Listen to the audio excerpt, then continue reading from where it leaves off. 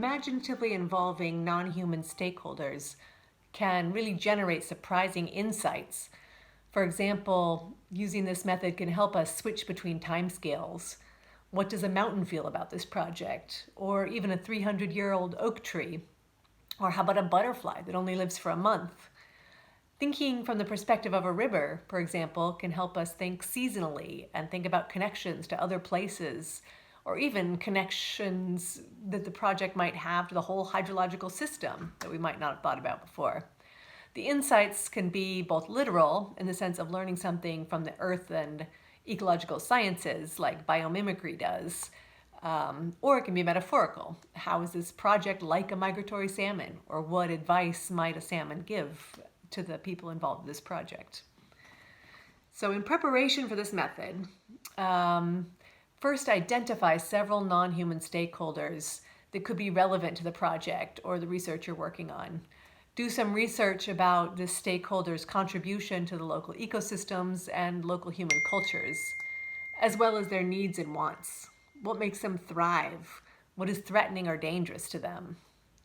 After you've done your research, then create a card for each stakeholder with a picture on the front and a summary of interesting information on the back. Sometimes just for fun, I've actually created masks of the stakeholders or characters to help people get into character, which I'll talk a little bit later in the next part of the method.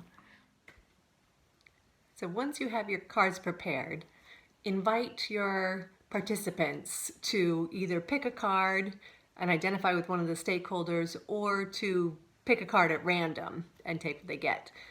Then they can read a little bit about their character, their stakeholder, and if you have time, they can Google it, do a little research, and then pause and have people sit in silence and reflect on their stakeholder and ask some guiding questions. Like, imagine being in the skin of your stakeholder.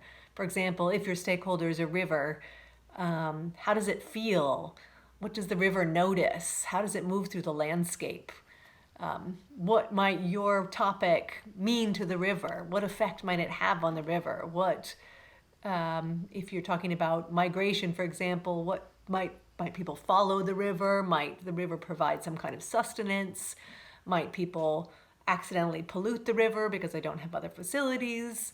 Might they change the course of the river for whatever reason? Just start to speculate on the interaction between the stakeholder and the topic that you're working on. You can think about, for example, ask a question about what your stakeholder, this river, what is your river's best memory of the place that you're working on this project in?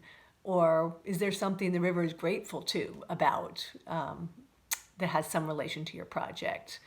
Are there changes taking place? Does your project involve some kind of change, and how does that affect your character at different times, different seasons? In the winter time, does your character have a different personality and different set of needs than in the summertime? If it's a bear or an owl or a hibernating creature, or if it's a river, does it need more space in the winter when it's raining and less space in the summer?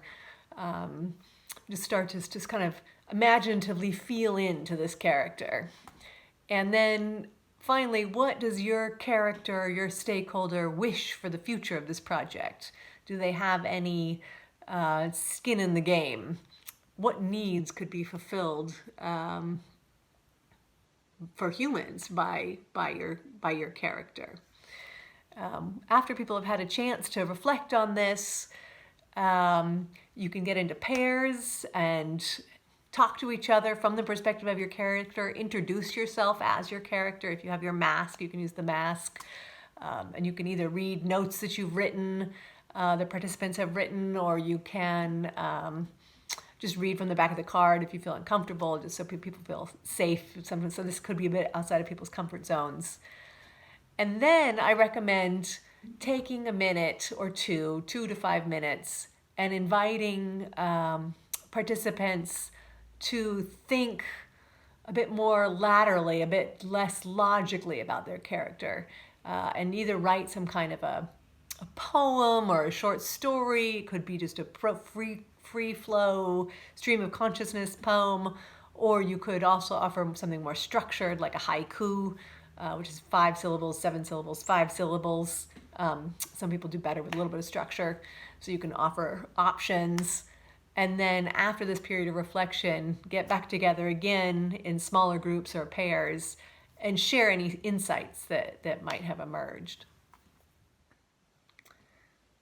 So the final stage, after you've become familiar with your stakeholder and shared insights with other people in your project about their stakeholders, make a commitment to bringing that stakeholder in different phases of your project, different times. It's easy just to have this be a one-off experience and then the stakeholder retreats back into silence. So if different people can volunteer to represent that perspective or bring that perspective in at other points, that can be really useful. So once again, this is Inviting Non-Human Stakeholders method. You can find more detailed description of it at Re.Imaginary.com.